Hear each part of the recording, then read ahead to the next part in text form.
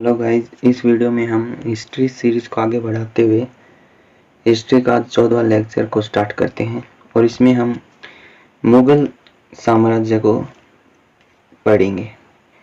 तो देखिए, शुरू करते हैं बाबर से। तो बाबर का टाइम पीरियड था 1526 से 1530 ईस्वी। बाबर ने भारत में मुगल वंश की स्थापना की थी और बाबर का जन्म 1483 ईस्वी में फरगाना में हुआ और बाबर के अनुसार उसने भारत पर आक्रमण पंजाब के शासक दौलत खान लोधी और मेवाड़ के शासक राणा सांगा के कहने पर किया था। यानी कि इनके आमंत्रण से निमंत्रण से बाबर भारत में अटैक करने के लिए आया था। फिर पानीपत का प्रथम युद्ध 1526 ईस्वी में हुआ था, जो इसमें बाबर ने पहली बार तुगलुमा युद्ध नीति और तोपखाने का प्रयोग किया था। किस युद्ध नीति का? तुगलुमा युद्ध नीति और तोपों का इस्तेमाल किया था बाबर ने। उस्ताद अली एवं मुस्तफा बाबर के दो प्रसिद्ध तोपची थे। उस्ताद अली और मुस्तफा, ये दोनों बाबर के प्रसिद्ध तोपची थे। फिर आगे आता है कि बाबर को अपनी उदारता के कारण क्या कहा गया? कलंदर। बाबर को कलंदर की उपाधि दी गई उसकी उदारता के कारण। और खानवा का युद्ध के अंदर बाबर ने राणा सांगा को हराकर गाजी की उपाधि धारण की थी और इस युद्ध में बाबर ने जिहाद का नारा भी दिया। खानवा के युद्ध में, खानवा का युद्ध कब लड़ा गया था? 1527 ईस्वी में। बाबर ने चंदेरी के युद्ध में मेददानी राय को और घाघरा के युद्ध में बिहार एवं बंगाल की संयुक्त अफगान सेना को पराजित किया। चंदेरी का युद्ध कब लड़ा गया था? 1528 में और घाघरा का 1529 में। फिर बाबर ने गज-ए-बाबरी नामक माप का प्रयोग किया। गज-ए-बाबरी नामक माप का प्रयोग किया था बाबर ने। और बाबर ने अपनी आत्मकथा बाबरनामा जो है वो तुर्की भाषा में लिखी थी। ये इसकी भाषा काफी बार पूछ लेते हैं, क्योंकि जो मुगल काल है, मुगल साम्राज्य, उसकी जो राजकीय भाषा थी वो थी फारसी और बाबर ने अपनी पुस्तक किस भाषा में लिखी थी? तुर्की भाषा में, बाबरनामा। आगे आता है कि बाबर को मुंबईयान नामक भाग्यशाली का जो मुंबईयान नामक एक शैली है उसका जन्मदाता कहते हैं इसे बाबर को। और बाबर प्रसिद्ध नक्शबंदी सूफी ख्वाजा ओबेदुल्ला एहरार का अनुयायी था। फिर आगे देखिए, हुमायूं से क्वेश्चन बनता है। तो 1530 से 40 ईस्वी के अंदर इसने शासन किया और फिर शेरशाह सूरी का शासन आता है और फिर हुमायूं आता है 1555 से 56 ईस्वी में। तो ये दो बार इसका शासन काल रहा, 1530 से 40 और 1555 से 56। तो हुमायूं 1530 ईस्वी में सिंहासन पर बैठा और 1533 ईस्वी में इसने दिल्ली के दीन पनाह की स्थापना की। चौसा का युद्ध 1539 में शेर खान एवं हुमायूं के मध्य हुआ और इस युद्ध में शेर खान विजयी रहा। फिर बिलग्राम या कन्नौज का युद्ध 1540 में शेर खान और हुमायूं के मध्य हुआ और इस युद्ध में हुमायूं बुरी तरह पराजित हो गया और शेर खान ने आगरा एवं दिल्ली पर कब्जा कर लिया। किस युद्ध में? बिलग्राम या कन्नौज के युद्ध में। फिर ये 1555 ईस्वी में हुमायूं ने सिकंदर सूरी को पराजित कर पूरे दिल्ली पर कब्जा किया और 1 जनवरी 1556 को दीन पनाह भवन की सीढ़ियों से गिरने के कारण हुमायूं की मृत्यु हो गई। लेन पुल, एक इतिहासकार है लेन पुल, इन्होंने हुमायूं पर टिप्पणी करते हुए लिखा कि हुमायूं जीवन भर लड़खड़ाता रहा और लड़खड़ाते हुए उसने अपनी जान दे दी। फिर आगे आता है शेरशाह सूरी, तो इसको भी हम डिस्कस कर लेते हैं। तो देखो, 1540 से 1545 ईस्वी तक इसने शासन किया था और सूर साम्राज्य का ये संस्थापक था। सूर साम्राज्य का संस्थापक कौन था? शेरशाह सूरी। इसका बचपन का नाम था फरीद खान। शेरशाह की बहादुरी से प्रसन्न होकर बिहार के अफगान सुल्तान मोहम्मद बहार खान लोहानी ने शेरशाह को शेर खान की उपाधि दी थी और शेरशाह ने ग्रैंड ट्रंक रोड का निर्माण किया था। ये ग्रैंड ट्रंक रोड कोलकाता से पाकिस्तान के पेशावर तक जाता है। वर्तमान में नेशनल हाईवे 1 और 2 का ही मिक्सचर है ग्रैंड ट्रंक रोड। फिर आता है कि डाक प्रथा का प्रचलन शेरशाह द्वारा किया गया। डाक प्रथा का प्रचलन किसने किया? शेरशाह। और इसने रोहतासगढ़ किला तथा किला है कुन्हा जो दिल्ली के अंदर स्थित है उसका निर्माण करवाया। मलिक मोहम्मद जायसी के समय यानी कि शेरशाह के समकालीन था और मलिक मोहम्मद जायसी ने ही पद्मावत की रचना की थी। जो पद्मावत आपकी पद्मावती फिल्म बनी है वो इसी ग्रंथ पर बनी है और इसकी रचयिता कौन है? मलिक मोहम्मद जायसी। किसके शासनकाल में ये घटी थी यानी कि ये रचना की गई थी इसकी?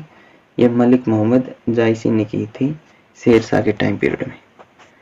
आगे आता है शेरशाह की मृत्यु 1545 ईस्वी में कालिंजर के किले को जीतने के क्रम में हुई और शेरशाह का मकबरा कहाँ पर है? सासाराम में। सासाराम बिहार के अंदर शेरशाह का मकबरा स्थित है। आगे आता है काफी इंपॉर्टेंट है अकबर। तो अकबर से क्वेश्चन जरूर बनता है भाई, मुगल साम्राज्य से अगर क्वेश्चन उठता है तो अकबर का जन्म हुआ था 15 अक्टूबर 1542 के अमरकोट के राणा वीर साल के महल में। क्योंकि उस समय जो 1542 में हुमायूं राजा तो था नहीं, तो इसका जो जन्म है अकबर का वो कहाँ पर हुआ था? राणा वीर साल के महल के अंदर हुआ। और अकबर का राज्याभिषेक किया गया था 14 फरवरी 1556 को पंजाब के कालानौर नामक स्थान पर। बैरम खान इसका संरक्षक था। इसी ने ही पंजाब के कालानौर में अकबर का राज्याभिषेक किया और बैरम खान 1556 से 1560 ईस्वी तक अकबर का संरक्षक रहा, क्योंकि 1560 ईस्वी में इसकी मृत्यु हो जाती है मक्का मदीना की यात्रा करते हुए। पानीपत का द्वितीय युद्ध 1556 ईस्वी में अकबर ने हेमराज विक्रमादित्य को इस युद्ध में पराजित किया। 1556 ईस्वी में पानीपत का दूसरा युद्ध लड़ा गया अकबर और हेमराज के मध्य। वैसे तो ये युद्ध बैरम खान और हेमू के मध्य लड़ा गया था, क्योंकि अकबर तो उस समय काफी छोटा था। तो अकबर ने 1562 ईस्वी में दास प्रथा का अंत किया और 1563 ईस्वी में अकबर ने तीर्थ यात्रा कर की समाप्ति की। 1564 ईस्वी में जजिया कर की अकबर ने समाप्ति की। फिर आता है हल्दी घाटी का युद्ध। तो 18 जून 1576 को मेवाड़ के शासक महाराणा प्रताप एवं अकबर के बीच में ये युद्ध लड़ा गया था, हल्दी घाटी का युद्ध। और इस युद्ध में अकबर की जीत हुई थी भाई, और महाराणा प्रताप काफी वीरता से लड़े थे। अकबर ने दीन इलाही धर्म कब चलाया था? 1582 में। और सबसे पहला व्यक्ति इसे अपनाने वाला कौन था? अकबर ही था। और सबसे पहला हिंदू पूछे तो वो आएगा बीरबल। 1575 ईस्वी में अकबर ने इबादत खाना चलाया। इबादत खाना कब शुरू किया अकबर ने? 1575 ईस्वी में।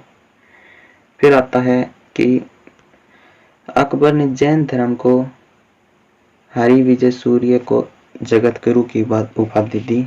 जैन धर्म के जो हरि विजय सूर्य हैं उनको जगत गुरु की उपाधि दी तथा सूफी मत में आस्था जताते हुए चिश्ती संप्रदाय को आश्रय दिया। सलीम चिश्ती उस समय के समकालीन थे, यानी कि चिश्ती जो संप्रदाय है उसके प्रचारक कौन थे उस समय? सलीम चिश्ती थे। आगे आता है कि अकबर के दरबार में प्रसिद्ध संगीतकार तानसेन था और अकबर के दीवान राज टोडरमल ने 1580 में स्वयं को दहसाला बंदोबस्त लागू किया था। दहसाला बंदोबस्त किसने लागू किया? टोडरमल ने।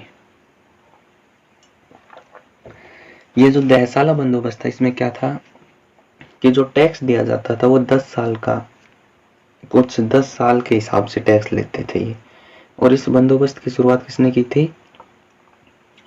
अकबर के दीवान राजा टोडरमल ने।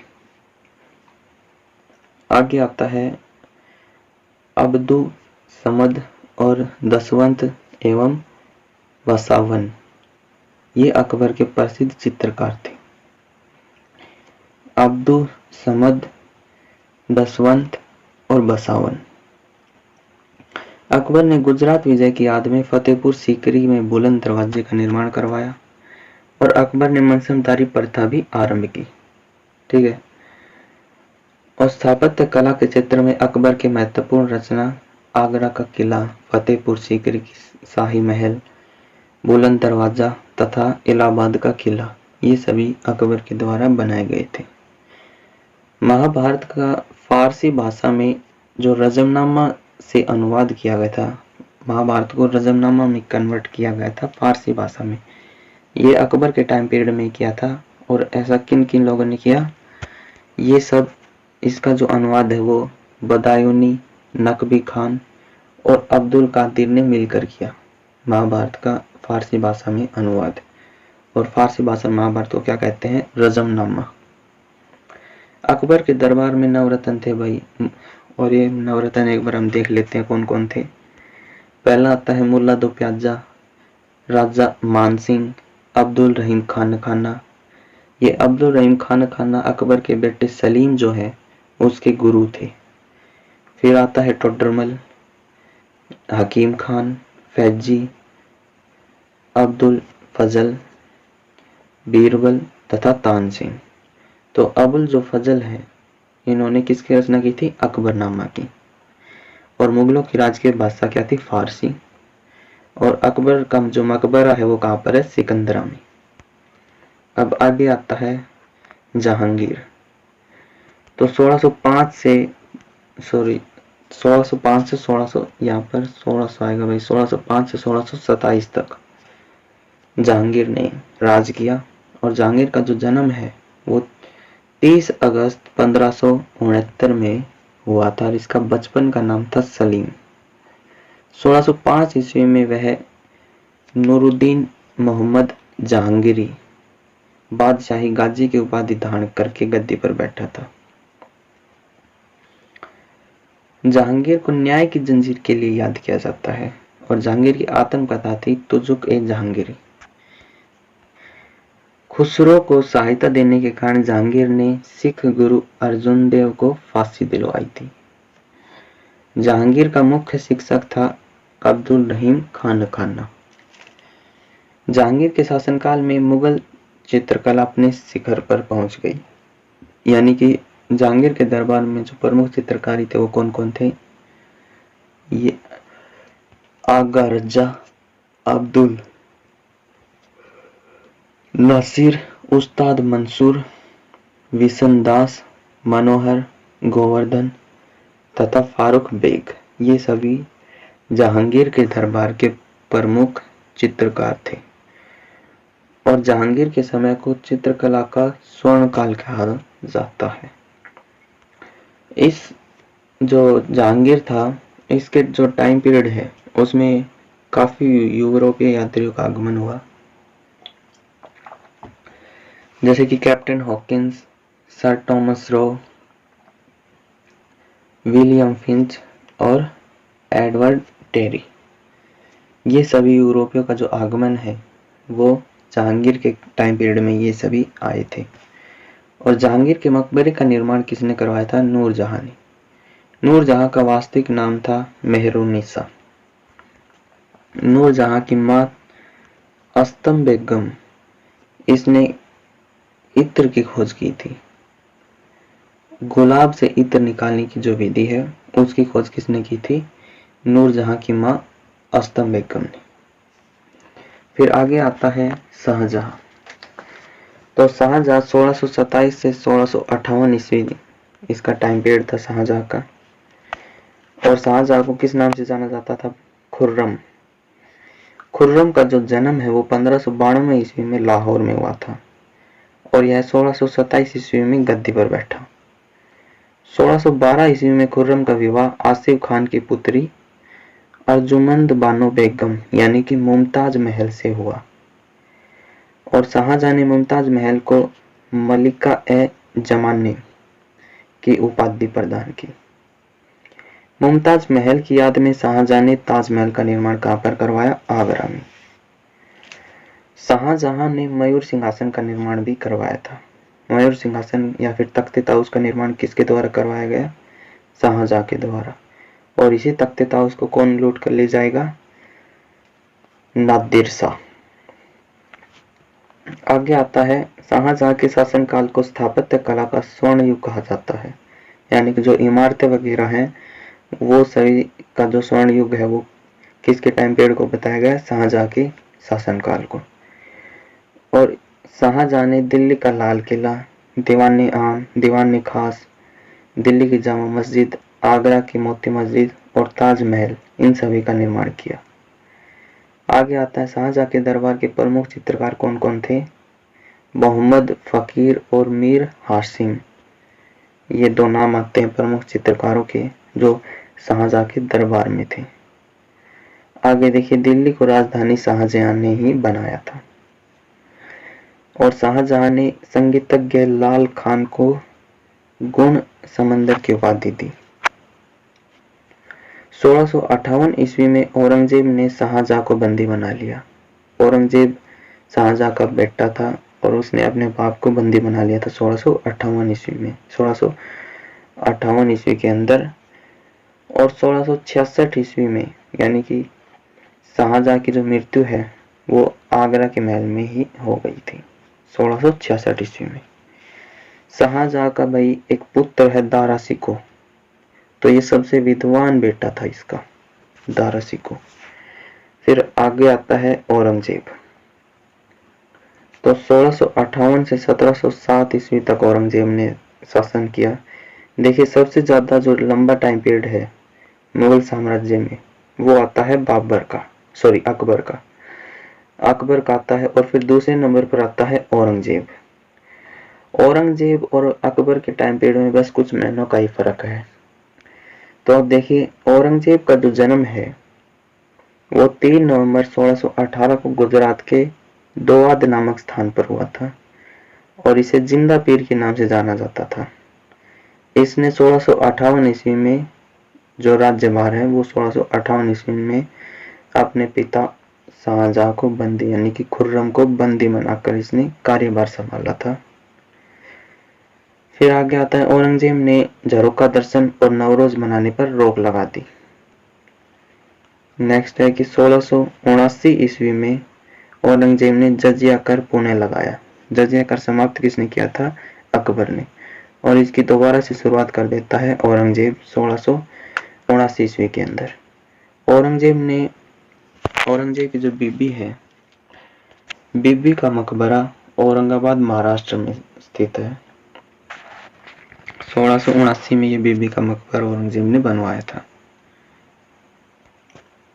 आगे आता है, औरंगजेब ने दिल्ली में सिखों के 9वें गुरु तेग बहादुर की हत्या करवा दी। और औरंगजेब की मृत्यु कब होती है? 1707 ईस्वी में।